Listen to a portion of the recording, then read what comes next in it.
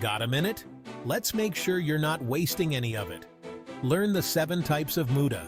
Muda means waste in lean manufacturing. There are 7 types. Ready? Let's go. First up, making more than you need. Like printing 100 flyers but only needing 50. Next, idle time when nothing's happening. Think of employees waiting for materials. Third, moving products unnecessarily, like walking across the office for files that could be digital.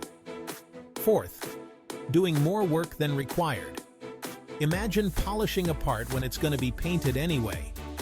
Fifth, storing more than necessary. Picture a storeroom full of unused supplies.